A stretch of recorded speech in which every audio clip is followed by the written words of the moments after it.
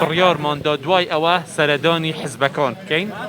لەگەڵ حزبەکان ئێمە هەوڵی جددی بدەین بۆ ئەوەی ئێمە ئەو کێشانەی کە لە ناو یعنی لە ناو هەرێم هەیە کەمی بکەینەوە و هەوڵیش بدەین لەسەر مەسەلەی دەستوریش هەندێک بیر و بۆ چوون ئاڵوگۆڕ بکەین لەگەڵ حزبەکان ئەمڕۆ ئێمە لە سەرۆکایەتی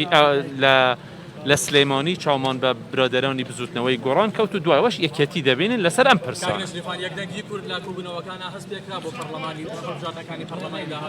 بەخۆ خۆی ئوسولی یعنی سیستەمی شێوەی هەڵبژاردن بەو شێوەیە نییە کە بڵێ هەر لە ئێستاوە تۆ تەحالف دروست بکەیت یان ئەوە زۆر دەگمەن یعنی ممکنە بەڵام بە تەئکید دوای هەڵبژاردنیش پێویستە کۆدەنگی هەبێ پێویستە هەموو حزبەکان چوارچێوەیەک بدۆزنەوە بۆ تەنسیق چونکە ئەوەی کە معلومە ئێمە پێکەوە دەتوانین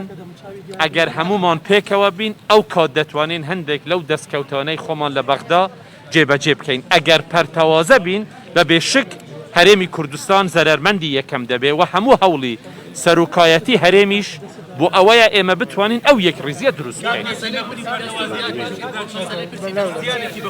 لە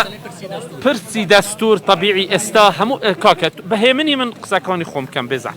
لە پرسی دەستور ئێستا هەموو هێزەکان خەریکی گفتوگۆین لەگەڵ هەموو هێزەکان دوای ئەوە ئێمە مکانیزمێک دادەین طبعا ئەوە ئیشی پەرلەمانی کوردستانە ئیشی سەرۆکایەتی نییە بەڵام بە تەئکید هەوڵی جددی هەیە بۆ ئەوەی مەسئلەی دەستور